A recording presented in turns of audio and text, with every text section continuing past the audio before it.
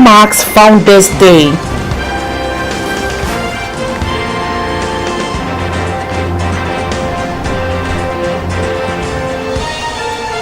President Mahama appeals to world leaders to join forces to fight terrorism.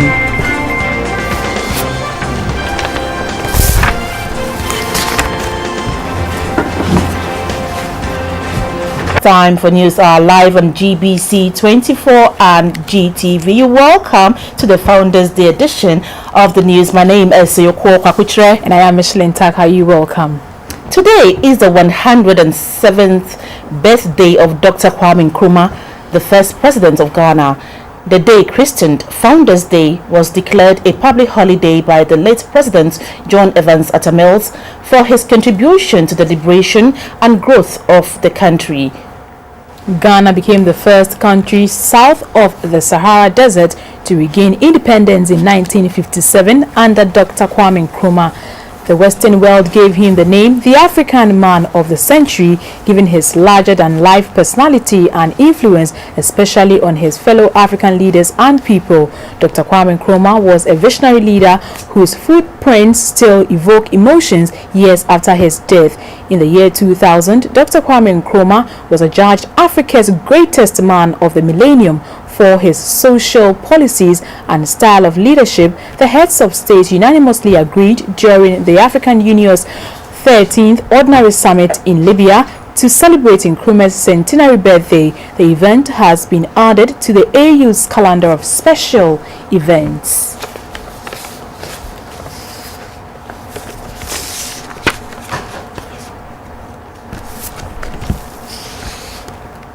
Moving on, President John Mahama has appealed to world leaders to join forces to fight the threat of terrorism. He said no part of the world is safe and the fight should not be left only to those who have been attacked. President John Mahama said this while addressing the 71st edition of the UN General Assembly in New York. It's President Mahama's fourth address to the UN General Assembly. He said, Africa needs a fair chance to trade with the rest of the world. Removing subsidies to farmers of the advanced world will create an even playing field for African farmers to compete. Removing revenue and non-revenue barriers to African produce would give African agriculture a fighting chance. Mr. President, some of the young Africans who hazard the desert and the Mediterranean Sea to cross to Europe from my country are young poultry farmers or other entrepreneurs who sell their shops and undertake the journey because they can no longer compete with the tons of frozen chicken dumped on African markets annually, or the adverse business environment they have to face. Africa does not need your sympathy or overseas development assistance. Africa needs a fair chance to trade with the rest of the world and amongst ourselves. President Mahama also pointed out that although Africa is one continent, it is made up of different countries with different levels of development and must therefore be dealt with differently. Structural reforms are required in many areas. Governance is also a critical area that requires reform in Africa. Democracy unleashes the creative juices of our citizens. Africa has made remarkable progress. Elections are held regularly, civil society groups and think tanks have become more vocal, and the media is increasingly free. And yet, there's a lot more that we can do to allow Africans the space to express themselves. Africa has the potential to be the next continent on the rise. There's a lot going for Africa.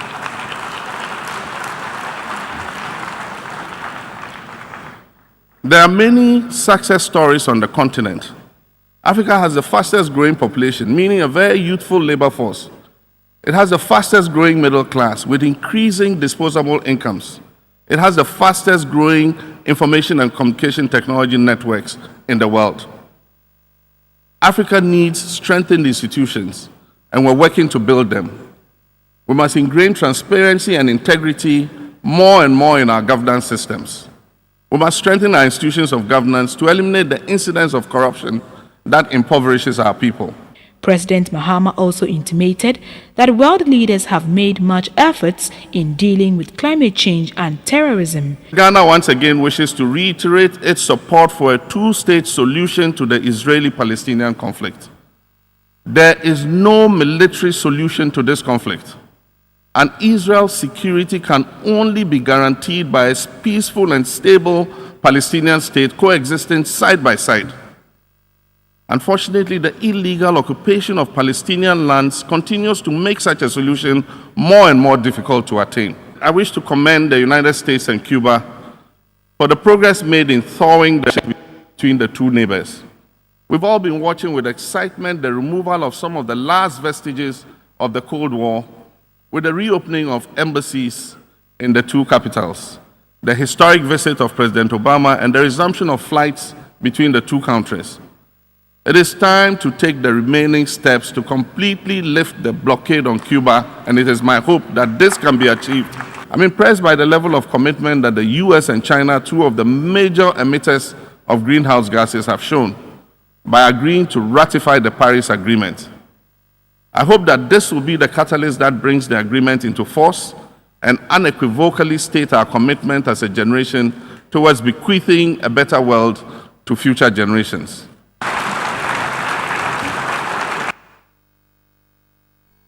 And back here in Ghana, the National Road Safety Commission has called on political parties to include road safety mechanisms in their campaign messages, since this will go a long way to reduce road accidents before, during and after the elections.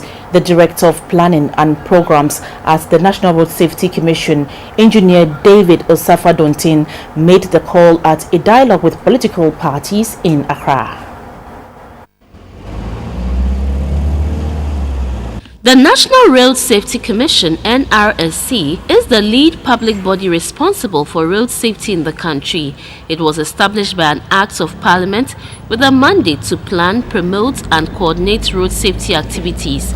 The Commission has since 2000 collaborated with various agencies in coordinating road safety activities intended to reduce road traffic deaths by at least 50% by the year 2020. In an address, the board chairman of the Driver and Vehicle Licensing Authority, DVLA, Brigadier General I.B. Korte, said road safety is a collective responsibility. He therefore called for an all-hands-on-deck approach to curbing road fatalities, especially in this election year. Make sure that your driver is driving with the correct category of driving license that he is holding. We find somebody with a Category B license driving a Category C vehicle. I think the enforcement agencies are there to deal with that. Various political parties took turns to show their support to the idea. Motorbikes, they don't believe in our traffic light. When you stop, that's when they pass. And then you see the policeman right standing there, and then the motorbike goes. I think these are things that we should all look at and help. If you get the road network connected to the regional capitals where foodstuffs will be cut from the village to the region or to the market, I think, again, it will reduce the road accidents. I am proposing a team that will be set up to check our roads just like the police visibility patrol are doing, so that the areas of attention could be corrected. In an interview, the Director of Planning and Programs at the National Road Safety Commission, Engineer David Osafo-Adontin, explained the rationale for involving the political parties in the fight against road accidents. If we want to do it right, then we have to engage the political parties. First of all, to appreciate the fact that the activities are contributing to these crashes and the deaths. It happens when they have packaged themselves going for rallies, the behavior and how some of the attitude of their drivers, their motor riders, and the way they load their supporters in vehicles and so on. The Road Safety Code for political parties was also launched. After over a decade of being on the drawing board, the much talked about bus rapid transit BRT is about to take off. The BRT is a commuter bus system designed to facilitate quick movement of goods and people, especially within cities. It has the underlying effect of enhancing socio-economic development. An efficient state-run mass transport system is key to a country's socio-economic development as it improves communication, making movement of goods and people faster. Buses used in the BRT are so comfortable and convenient that in many of the cities around the world where the system is being operated, people leave their cars at home and commute using the BRT. The net effect is a reduction in the volume of traffic on the road. We believe that the way forward to ameliorate traffic and to reduce congestion on our roads will be to introduce wider bodied buses, which is the reason why we have actually started a pilot project to introduce fully the bus rapid transit system. For the buses to move fast without interruption, a lane will be reserved and dedicated for the BRT in Accra's road corridors, where the BRT will be operated on pilot basis. The roads include the stretch between Amasaman and the Central Business District of Accra, Accra Adenta, and Accra Kasua. Cities where this bus-based mass transit system is operated include Toronto, Canada, Lagos, Nigeria, London, and Curitiba, Brazil. By virtue of the BRT, low-income earners get to be chauffeured by well-trained and regulated drivers on air-conditioned buses. The system quickens communication and commerce.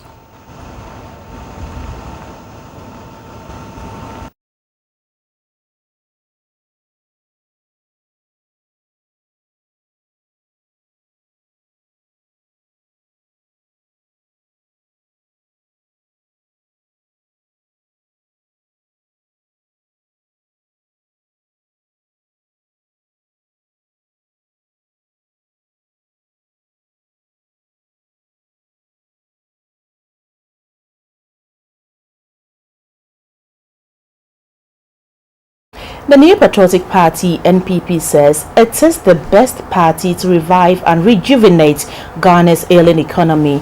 According to the NPP, it has a track record and deserves to be voted back to power to rescue the country. The presidential candidate of the NPP, Nana Akufo-Addo, was addressing a series of rallies in the Greater Accra region. NPP. The office of the Greater Accra Regional House of Chiefs at Dodowa was the first port of call for the NPP's Change campaign team. As tradition demands, the team led by the party's flag bearer, Nana Akufo-Addo, sought the consent and blessings of the custodians of the land before embarking on the exercise within the region. They said the NPP has a track record and deserves to be voted back into power to rescue the country. Wana government last 7-8 years they kept policies pakpa baba ne ba na shika ni shika abam what wo ye me ke ye ni tafa se ke atara mo wa woni Ghana flag abaje wo there anya ke good government abamanemi the fear mo je ni pi ne sana fe ni aha grounded let me put it that way grounded where Anna Hiwale, Anya Afi, was born out to Shika Affair, no hardly about it. We have a new proposal Ghana capital budget. I think a budget now we $1.6 billion.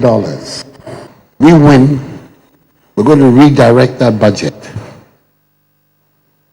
Take out of it $275 million.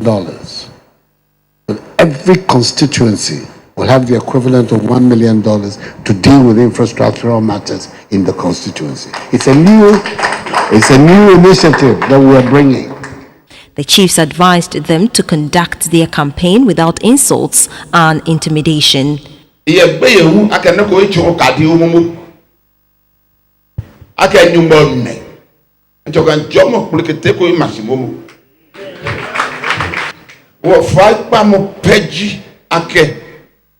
Nakamachu mene was solid.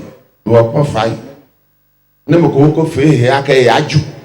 Ta fe no ko fa ne twejole mi ne fa ne mo fi amo na aka fa e ka sa ne ko ba. Mo wasumu aka afe no fe no fa ne mo fi amo ko ne ba do mo je me mo fi amo enus. Aka ni e na fe ablogo bemi. Juko bemi. The campaign team's next stop was the Major Development Council in the Adentan constituency. Nana Akufo-Addo assured the council that the area would have its fair share of what he called 1 million Ghana cedi capital budget if elected. That amount is to enable every constituency to undertake development projects vital to them. The team also made whistle stops within Adentan where they addressed party loyalists. Ya tu se obama onipa no na sekyere wan dai ayeye enti adanta fo na bibisa mo ma sekyere mo tisai anye eduma wo nya binja no enu ka ho tu na wa sekyere mo nya no enu ti no so wo kwa to ba jowu ye ba. At the Mamumu Roman Park, the NPP running mate Dr. Mahmoud Bawumia said another 4-year term of the NDC will worsen the plight of Ghanaians. 8 years, yeji sika loans, any taxes, 20 billion Ghana cedi. 8 years. Sa 20 billion you yedi ejuma pa. Yedi free maternal care, national health insurance, national youth employment, school feeding, metro mass transit, livelihood empowerment against poverty. The teacher training allowance, nursing training allowance. NDC Omwaba 8 years now, Omwaji 248 billion Ghana cedi. Now we share national health insurance, I say, national youth employment, school feeding, metro mass, teacher training allowance, nursing training allowance, Nana-Addo later introduced the aspiring Member of Parliament for the Adenta constituency, Mr. Yabuabian Samoa. The change tour took the team to the Pantine Hospital in the Madina constituency. Here, Nana-Addo assured the students that if elected, the MPP will reintroduce the trainee nurses and teachers' allowances, which the NDC has scrapped. And bring a government that is coming to work for the people of Ghana and make sure that we have our priorities right. The campaign trail got to the Ayawaso West Wagon constituency. The incumbent MP, Mr. Emmanuel Ejako, debunked the notion that the party is for the elite or Akans. He advised the gathering not to vote on the basis of ethnicity. The team rounded up its campaign at the University of Ghana campus. The MPP flag bearer Nana-Addo told the students to vote for a leader who has the interest of the ordinary people at heart.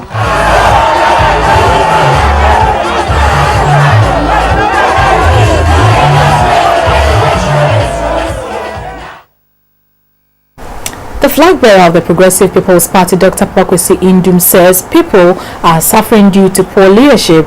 Addressing party faithful in some part of the Greater Accra region, Dr. Indum said he is the man who can provide that good leadership and manage the resources of the country for the benefit of all.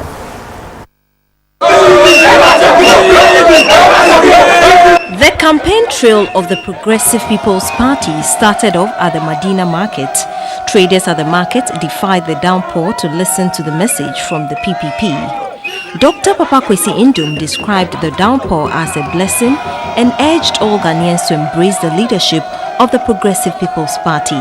He said Ghanaians need to put their trust in the PPP to achieve economic independence.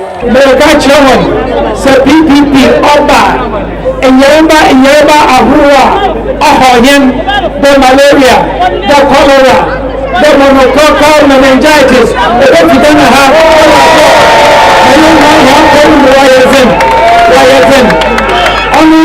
yesterday,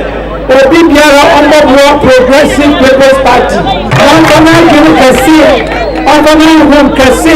Offering your secrecy, open that At the Giselle taxi station in Weja, the PPP parliamentary candidate for the Weja-Gbawe constituency, Madam Jessica Manuel, advised the electorate not to sell their votes. The running mate for Dr. Indom, Madam Bridget Jogbenuku, said the PPP has instituted policies that will benefit women and children. Share your policies now. Ninyina kaya ma. Sa oka greka ekayen. Oka ebumude ekayen. Oka ye ma ebeko school ekayen. Oka eduma ekayen. Ninyina kayen.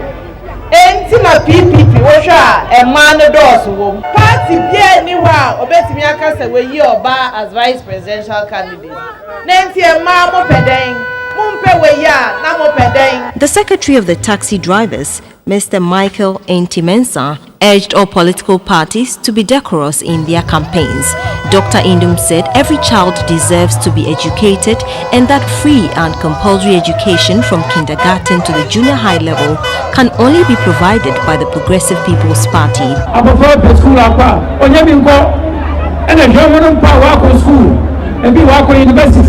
If you walk up polytechnic, not on your yet, not the one in the papa, on your mama, no mammy, what's if you and the word period about home.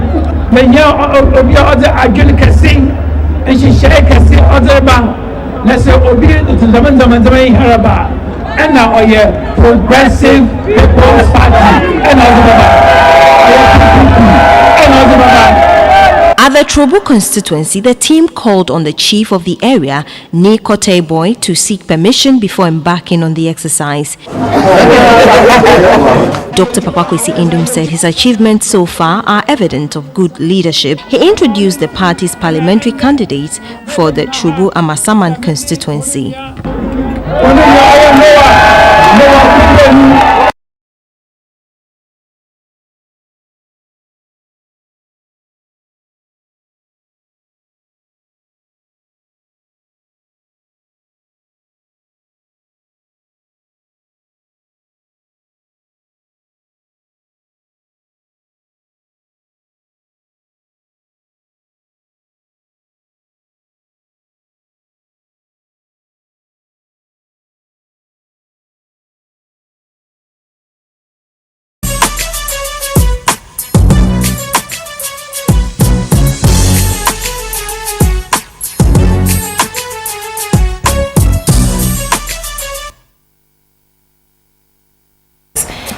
The Ghana Cocoa Board has signed a $1.8 billion cocoa syndicated loan agreement with 24 consortium of banks in Frankfurt, Germany for the 2016-2017 cocoa season. The $1.8 billion facility will go into the purchase of cocoa beans, pay bonuses and other operations in the cocoa sector. Signing the agreement, the Chief Executive of Cocoa Board, Dr. Stephen Opuni, indicated that the target for the 2016-2017 cocoa season is 850 to 900,000 metric tons. He assured the investors that Cocoa Board will complete the payment of the loan on schedule. Cocoa is the most important agricultural commodity Ghana produces and the mainstay of Ghana's economy. It is the country's second leading foreign exchange earner, worth about 30% of all revenue from export and responsible for about 57% of overall agricultural export. The sector directly and indirectly employs about 2 million people and constitutes a large chunk of Ghana's GDP. The Ghana Cocoa Board has in the last 24 years taken an offshore syndicated loan facility from financial institutions to carry out its mandate in the cocoa sector. In the 2015-2016 crop season, Cocoa Board took $2 billion from a consortium of banks to purchase cocoa beans from the farmers. According to the Cocoa Board, this amount was repaid in August 2016. Cocoa Board for the 2016-2017 crop season has taken another $1.8 billion from 24 consortium banks. They have the option to add an additional $200 million to the facility based on the level of production in the coming season. Signing the agreement in Frankfurt, Germany, the chief executive of Cocoa Board, Dr. Stephen Opuni, said the facility will help the cocoa board to pay cocoa farmers with a competitive price promptly.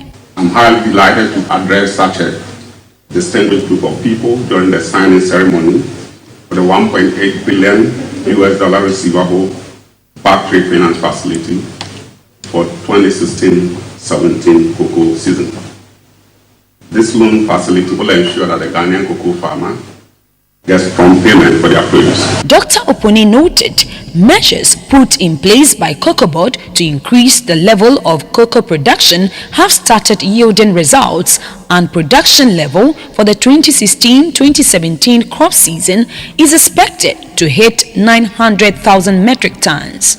We are confident for achieving our production target of 850,000 to 900,000 metric tons during the 16-17 cocoa season, which begins after about 10 days. That is October 2016. Fertilizer application this year by our farmers coincided with the early rains that started by the end of March. Ladies and gentlemen, we are proud to mention that Ghana Cocoa Board has never defaulted in the loan repayment since 1992. We have already repaid the 15-16 loan, which was a total of $2 billion, because last year we signed for $1.8 billion, and in April this year, because of the confidence the banks have in Ghana Cocoa Board, they added another $200 million, making it $2 billion, and we've already repaid all the $2 billion. The consortium was led by Deutsche Bank AG, Natixis, Netbank of South Africa, and Rabobank. The rest are Standard Chartered Bank, Societe Generale, the Bank of Tokyo, Mitsubishi, and DZ Bank. Samsung has found itself in a row with Chinese consumers, with some accusing the firm of being biased against them. The South Korean firm has not issued a recall of its Galaxy Note 7 in China, despite local media reports of two devices catching fire. Samsung said it had concluded that the damage was caused by external heating, so a recall was not necessary. The vast majority of Note 7s sold in China were equipped with batteries made by a local supplier. The callbacks elsewhere have been linked to faulty batteries made by Samsung itself. China is the world's largest smartphone market and of key importance to manufacturers.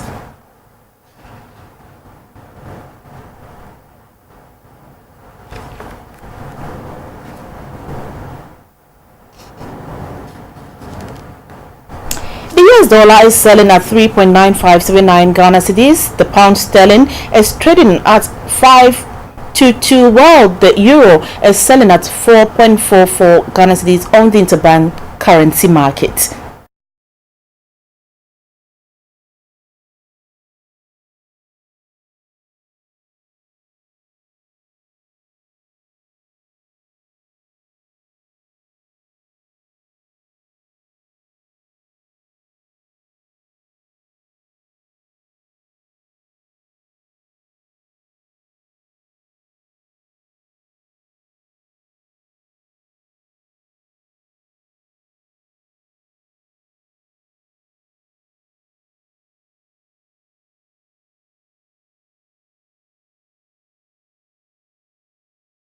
And on commodities, crude oil is hovering around $44 an ounce of gold is trading at $1,312.60, while a tonnage of cocoa is selling $2,857 on the international commodities market.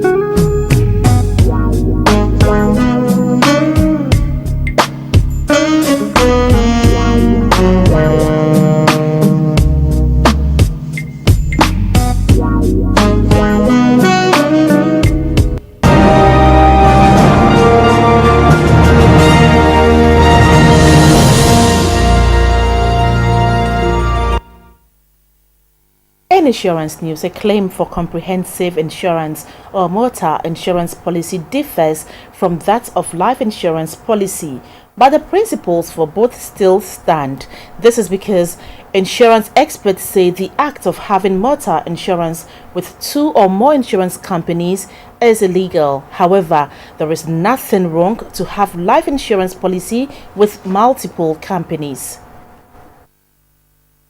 Claiming one's insurance returns is a very important aspect of the insurance process. Insurance claims are to demystify the policyholder and get him back on track to where he formerly was, but not to make profit. In an act where a motor insurance policyholder signs onto a policy with 2 different insurance companies with the same vehicle, is described as illegal and deemed fraudulent. An insurance claims consultant at Quality Insurance Company, Mr. Bona Akest, explains why such acts should be discouraged. At the underwriting stage, when you are insuring the property, there is a typical question on every proposal form that you complete.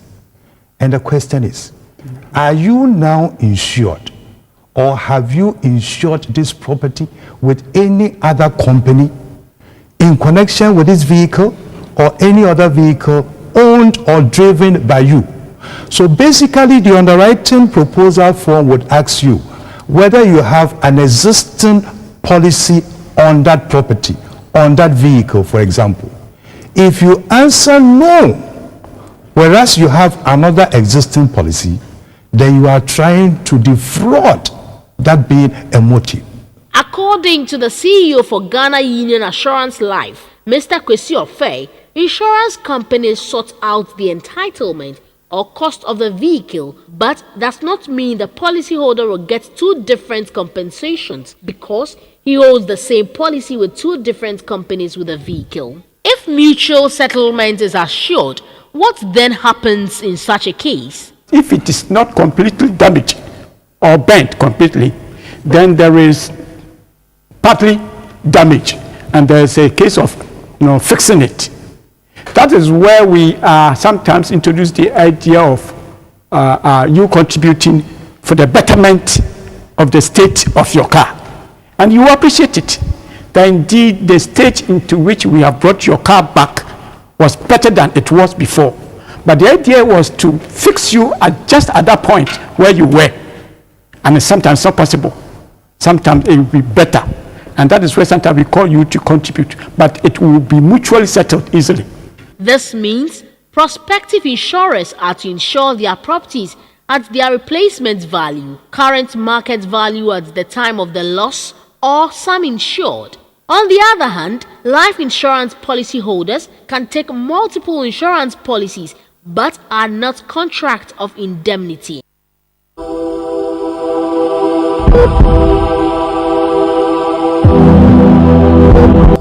You're welcome back to the health segment. It is brought to you by Kindness of Earth Park. It blows your pain away. The Ridge Hospital in Accra has taken the fight against malaria one step further through a vector control method. To begin with, the accident center of the facility has been coated with paint that can control mosquitoes at various stages of their lives. If this method proves successful within the trial period of 2 years, it would be replicated in the other departments of the hospital. On the African continent, research has revealed that malaria claims more than 1 million lives annually. The outpatient department of the Ridge Hospital in Accra also records malaria as one of the highest killers. According to health officials, patients admitted at the facility get cured for various ailments but go home with malaria parasites due to mosquito bites. Ines Fly Africa, producers of high technology paints that kills any insects that come within its radius, decided to paint the hospital's accident center for free. The painting was done in collaboration with volunteers from Ahaban Foundation, an NGO which believes in sustainable living for especially children. Some pupils from various basic schools were also on hand to paint mosquitoes away from the Ridge Hospital, with a few professional painters around to do the finishing.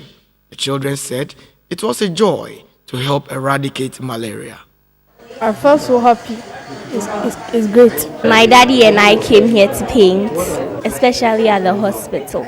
Producers of the paint said it was safe for both humans and pets for a period of 2 years. The patient's going to be here in a vector-controlled area for up to 2 years, and they can also be rest assured that it is 100% safe for them to be here. Meanwhile, Mr. Michael Sodin of Innesfly Africa met with President John Mahama on the sidelines of the recent TICAD conference held in Nairobi, where he had given franchise to Solvochem to help fight vector-borne diseases in East Africa. I just wanted to brief him about the new structure on that side of the continent, and he was happy to hear that we are approaching in a very rapid way. If successful, the Ridge Hospital is likely to extend the painting across the entire facility.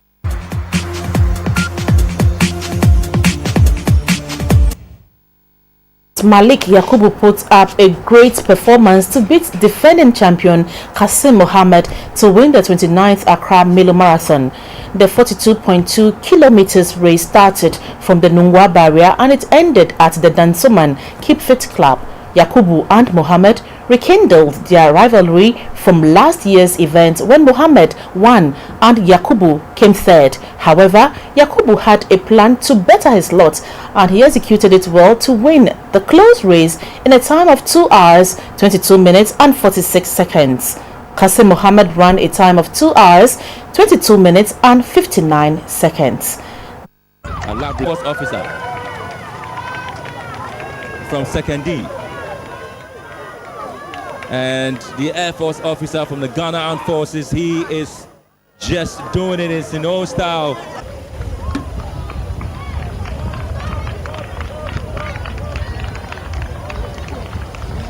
Support.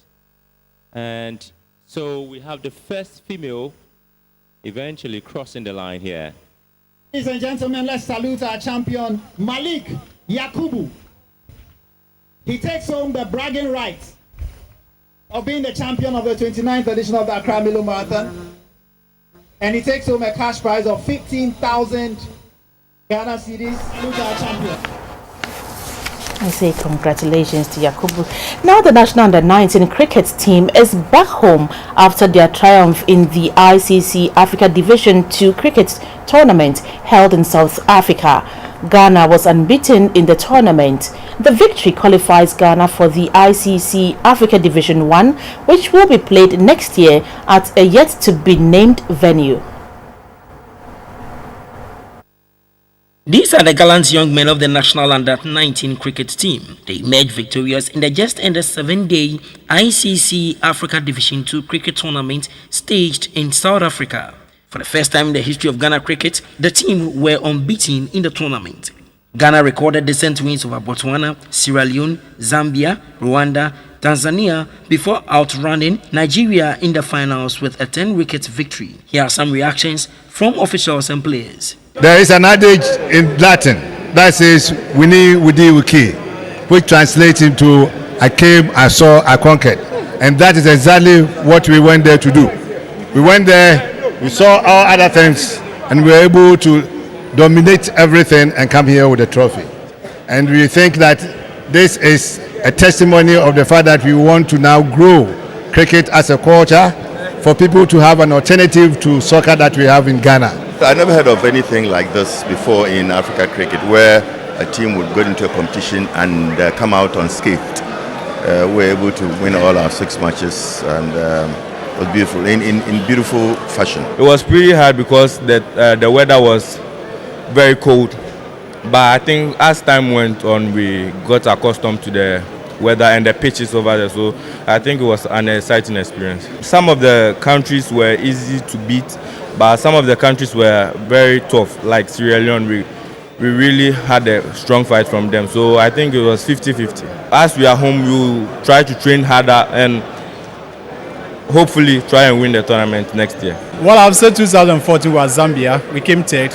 Coming back from Zambia, we realized that the 2016 is ahead of us. We have to start preparation. So that's the magic, that's the trick. So we start preparation very early, and right on, we did our best. The next step is that we have to start preparation as soon as possible, because the Division 1 is very tough.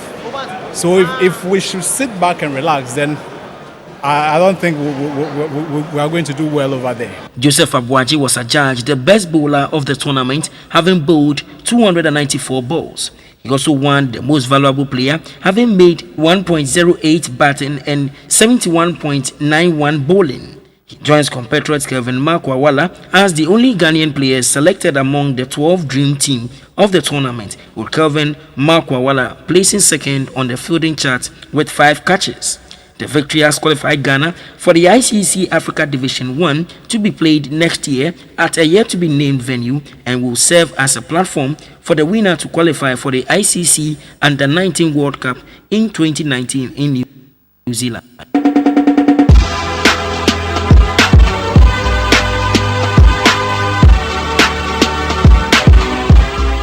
Segment Hip Life artist Omahini Pozo is reported dead. The former member of the Hip Life group Nananom passed during the early hours of Wednesday at the 37 Military Hospital, where he has been on admission for some time now. News of his passing was made known Wednesday morning by Berima Sydney, a colleague and former member of the erstwhile Nananom group. Omahini Pozo was originally part of Nananom, one of the very first hip life groups in Ghana, which were vibrant in the late 1990s. After leaving the group, he pursued a solo career, working with high life greats like Iram Mabidu, Alhaji K. Frimpong, and C.K. Man.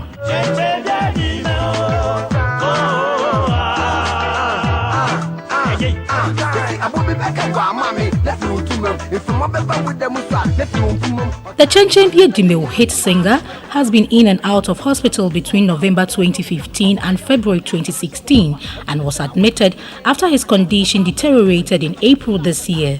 His family said they were struggling to pay his medical bills and were praying that he will be fit enough for a surgery doctors said needed to be performed, which was to cost 30,000 cedis.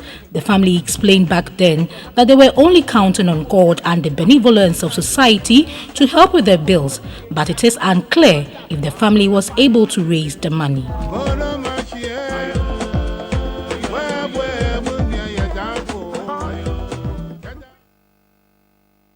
For now, thank you so much for watching. Good evening. We come your way again at 10:30 with News Tonight.